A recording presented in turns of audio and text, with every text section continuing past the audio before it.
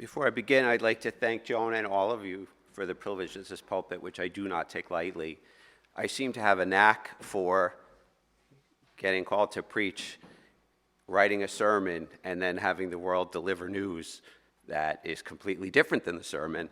So if this isn't what you were hoping to hear about today, I do apologize for that. Through the written word and the spoken word, may we come to know your living word. Amen. Amen.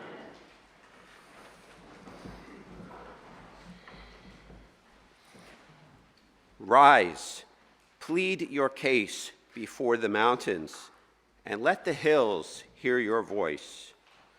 In this morning's reading from Micah, God is again grappling with the Israelites. Will they ever behave? The text we hear today follows 5 chapters of condemnation and doomsday prophecy against both the northern and southern kingdoms of Israel. Like a lecture from a frustrated parent, we hear the laundry list of leaders and guides that tried and failed to get them to straighten up and fly right. Starting at verse 6, we shift points of view to whatever unlucky Israelite has been summoned to the negotiating table. A list of increasingly over-the-top sacrifices are proposed, one suspects with a degree of sarcasm that suggests this is not the first time this conversation has taken place. Both sides seem to be saying, would you be satisfied then? On a mountain not far from here lives a man who could probably relate. He's a member of the Turtle Clan of the Ramapough Mountain Indians, a multiracial indigenous group that claims the legacy of the Lunaape people who once occupied our whole region. If you've never heard of the Ramapough, or at least by that name, you're not alone.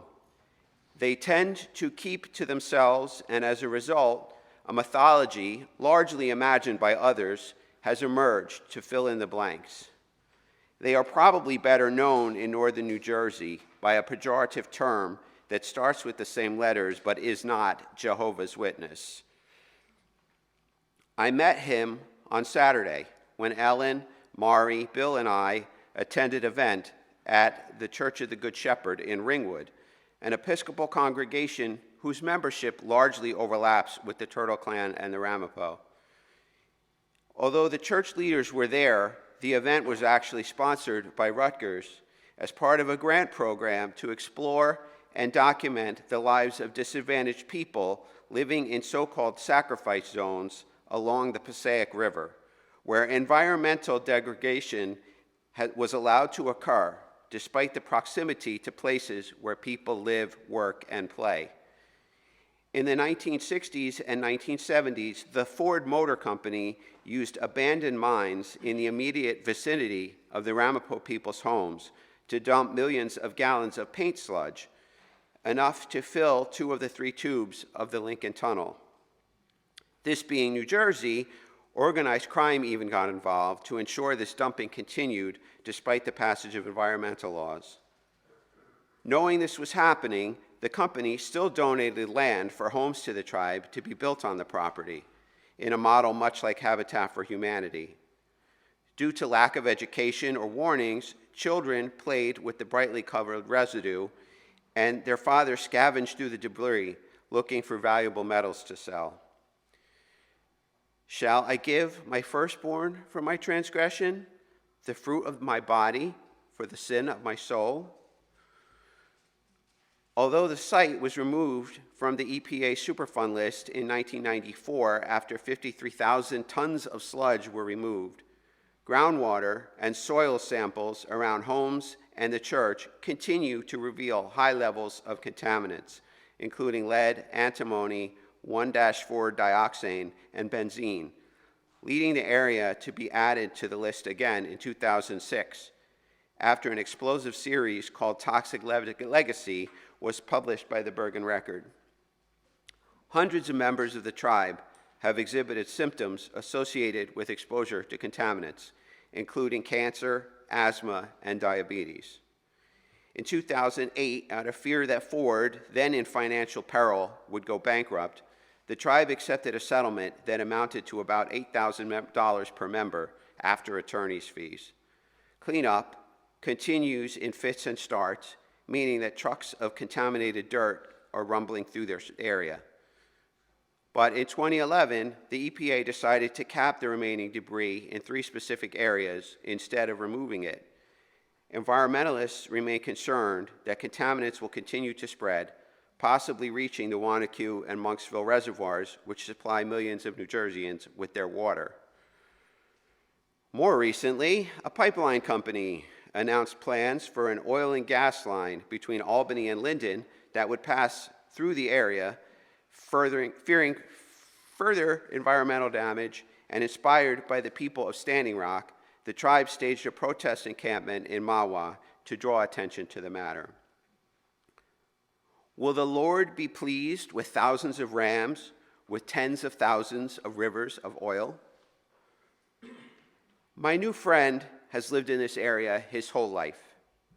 For decades, he worked as a town employee and thus bit his tongue a lot about the things he witnessed out of fear he would lose his livelihood.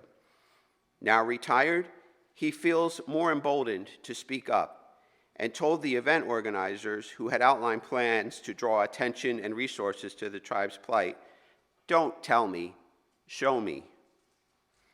He and others recalled a long history of outsiders coming to the area, making and breaking promises or flinging trivial amounts of money at the problem, and then disappearing into a mountain of toxic red tape.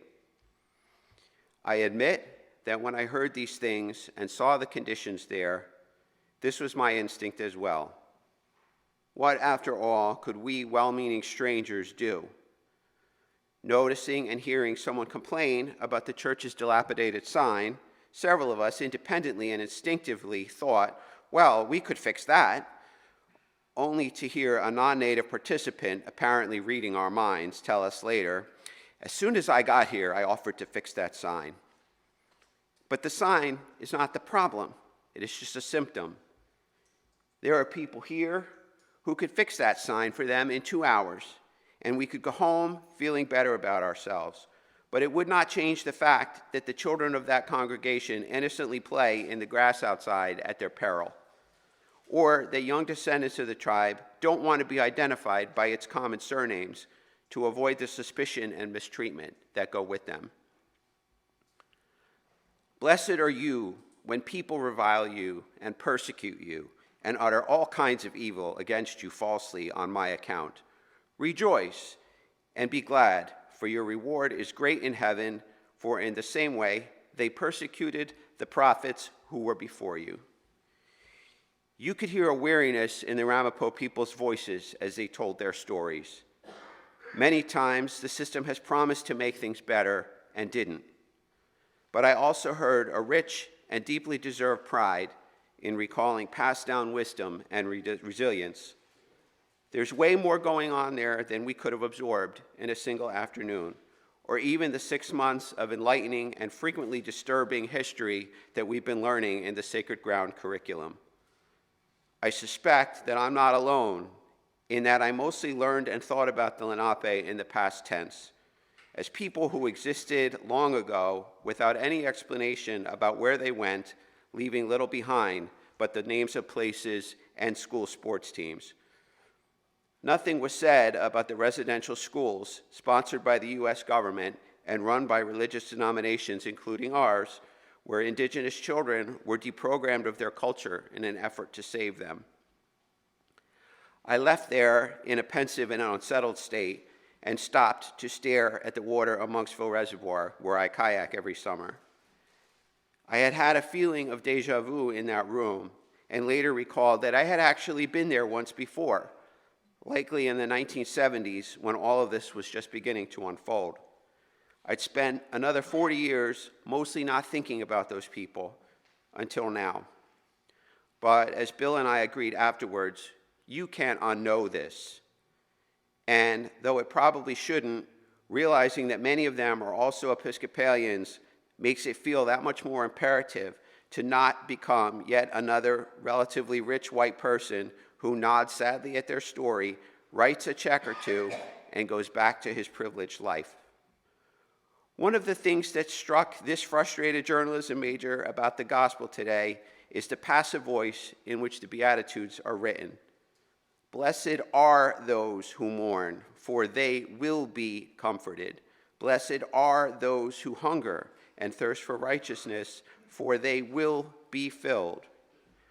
I noticed that Jesus didn't say, I will bless them, I will give them comfort, and thought, it's not that he won't, but it can't be just him. Looking at that beat-up sign, I thought about the story, possibly apocryphal, about a statue of Christ damaged by vandals. Instead of repairing it, the church added a plaque, paraphrasing St. Teresa of Avila, I have no hands but yours. I believe these people and situations are placed in our paths as opportunities to mirror the compassion and generosity that Christ modeled for us in the gospel.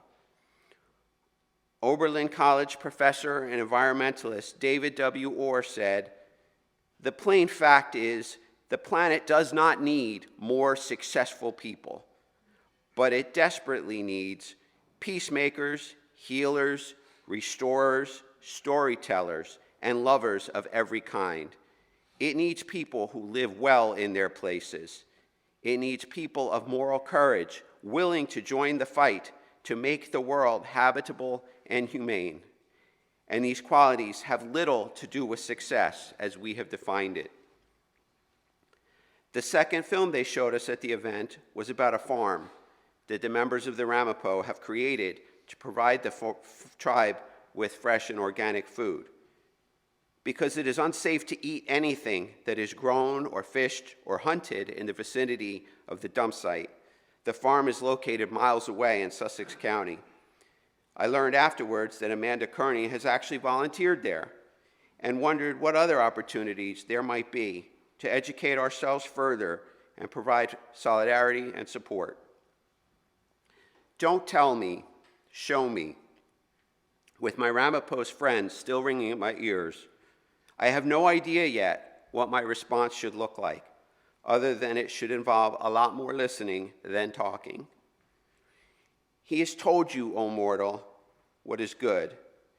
And what does the world require of you, the Lord require of you, but to do justice and love kindness and walk humbly with your God. Amen. Amen. Amen. Amen.